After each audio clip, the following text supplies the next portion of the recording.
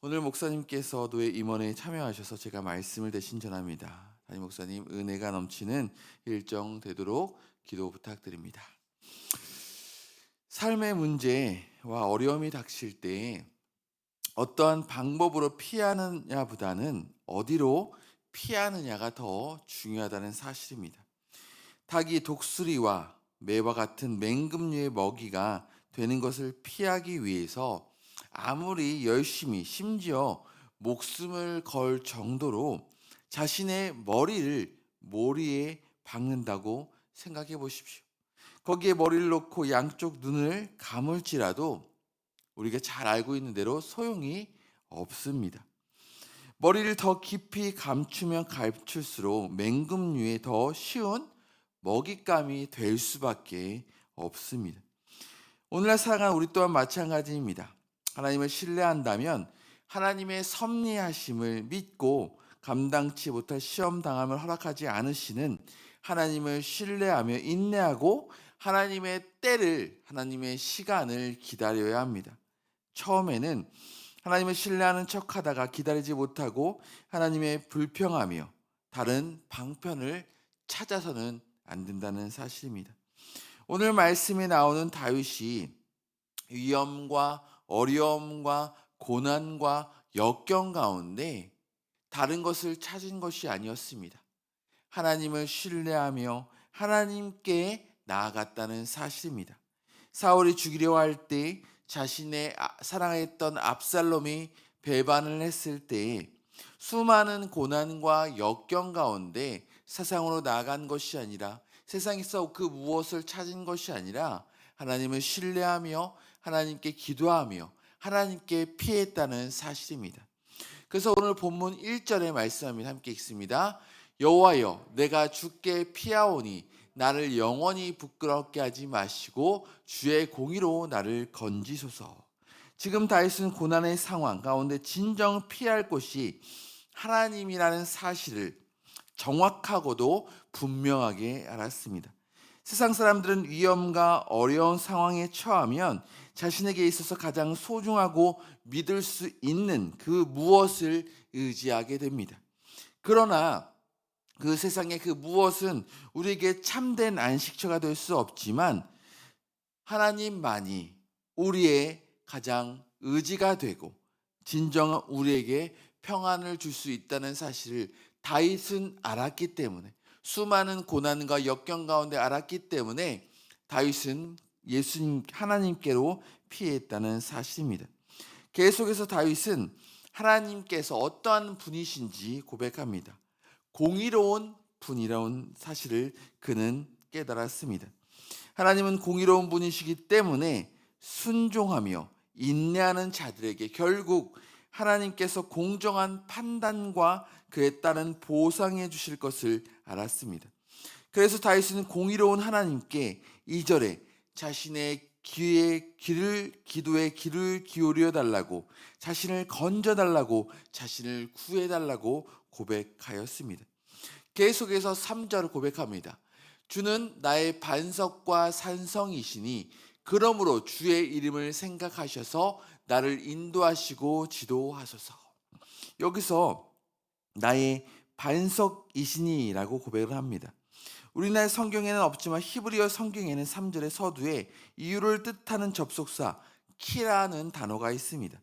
그 뜻은 왜냐하면이라는 의미입니다.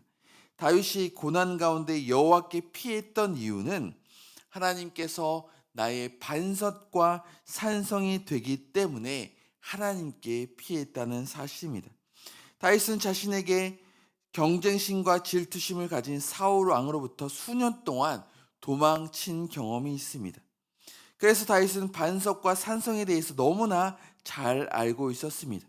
다윗이 사울 왕이 보낸 그 군인들이 쫓아올 때 피할 곳이 없다고 생각했습니다. 그런데 마침 주변을 보니 큰 바위가 있어서 그 뒤에 숨어서 위험에서 벗어나게 되었을 때 그는 하나님께 감사했을 것입니다.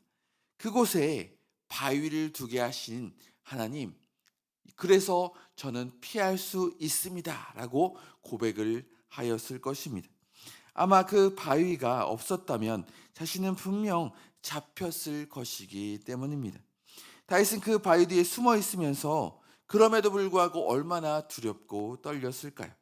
혹시 사울의 군대가 나를 발견하면 어떡하지? 내가 이 근처에서 숨은 것을 알고 포위하면 나는 어떻게 도망할 수 있을까? 이런 생각들이 그의 마음을 흔들어 놓았을 것입니다. 하나님이 예비해 두셨기 때문에 피했긴 했지만 마음속에 두려움과 고난과 그렇게 무서움은 존재했을 것입니다. 또한 다윗은 혼자가 아니었고 함께했던 사람들이 600명이나 되었고 그들의 가족까지 합치면 훨씬 더 많은 숫자였을 것입니다. 그들은 쉽게 접근할 수 없는 산 중턱 이상의 험한 곳에서 지낼 수밖에 없었습니다. 만약 산 아래에 머물렀다면 안전을 보장할 수 없었기 때문입니다. 다윗은 깊은 산 중에 자신들의 은신처가 있는 것을 감사하면서도 그것이 영원한 안식처가 될 수 없음을 그렇게 도망치는 순간순간을 통해서 경험하였다는 사실입니다. 그래서 그는 잠시 몸을 피할 장소가 아니라 영원히 그 어떤 상황에서도 흔들리지 않고 영원히 안전할 수 있는 피난처를 언제나 그는 갈망했습니다. 그리고 그 피난처가 바로 하나님이시라는 사실을 지금 오늘 본문에 고백하였습니다.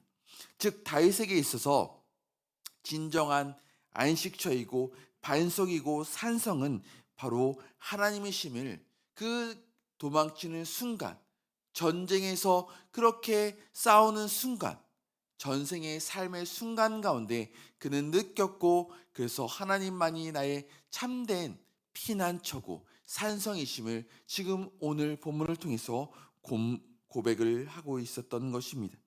그래서 사절에서도 주는 나의 산성이라고 고백하였습니다.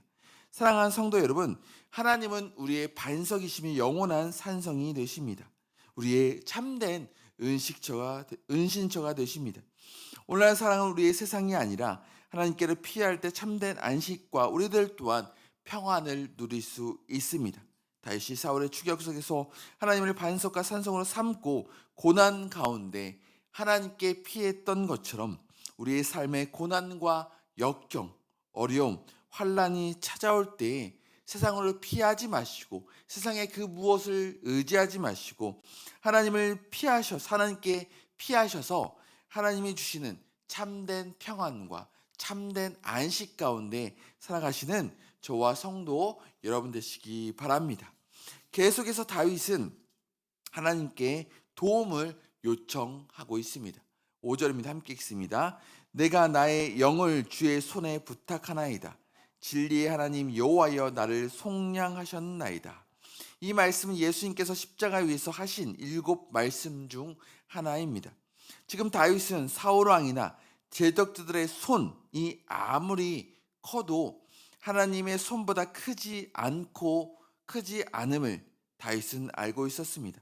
다윗은 사람의 생명의 근원이 오직 하나님에 의해 있다는 사실을 좌우되는 줄을 알았기에 자신의 생명을 지금 하나님께 맡기고 있습니다. 이렇게 다윗이 자신의 전부를 맡길 수 있었던 이유 역시 진리의 하나님이심을 그는 알았기 때문입니다. 진리의 하나님이란 한 번 언약하신 바를 반드시 지키며 실행하시는 참된 하나님이라는 사실입니다. 그렇습니다. 하나님께서는 변개함이 없으신 한결같은 하나님이십니다. 계속해서 다윗은 또한 자신의 과거를 구원하셨던 하나님에 대하여 고백하고 있습니다. 그러기에 또 다른 고난 가운데 하나님께서 나를 건져주실 것이다. 예전에도 하나님께서 나를 계속 건져주셨고 구원해 주셨기 때문에 지금 우리의 어려움과 고난 또한 우리를 사랑하시기 때문에 그 지금의 고난 가운데서도 당연히 하나님께서 건져주신다는 사실을 다윗 또한 알았고 우리들 또한 알기 때문에 하나님만을 의지하고 하나님을 세상으로 피하는 것이 아니라 하나님께 피하셔서 구원의 손길 가운데 하나님께 늘 감사하며 살아가시는 저와 성도 여러분 되시기 바랍니다. 계속해서 다윗은 하나님께 고난 중에 있는 자신을 보시고 이미 아셨다고 고백을 하십니다. 7절입니다. 함께 읽습니다. 내가 주의 인자심을 기뻐하며 즐거워할 것은 주께서 나의 고난을 보시고 환난 중에 있는 내 영혼을 아셨으며. 누군가 우리를 깊이 이해하고 있을 때 우리는 참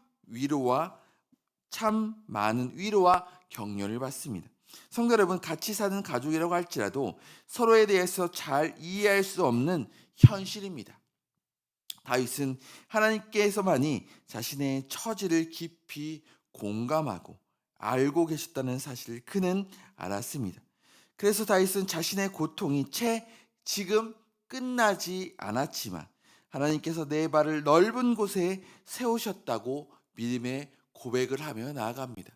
형편과 처지와 상황은 좋아진 것이 없지만 8절에 이렇게 고백합니다. 함께 읽습니다. 나를 원수의 수중에서 가두지 아니하셨고 내 발을 넓은 곳에 세우셨음이니이다. 아멘.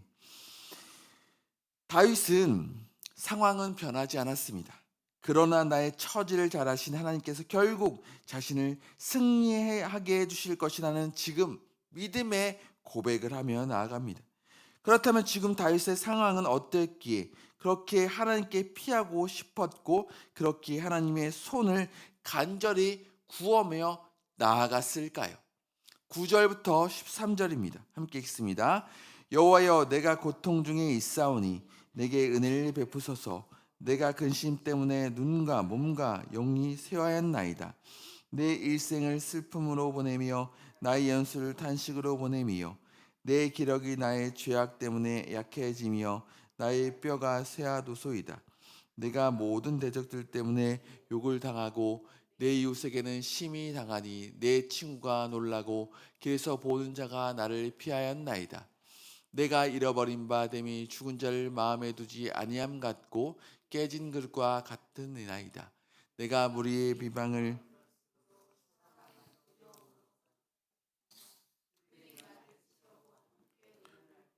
내 생명을 빼앗기로 꾀하였나이다.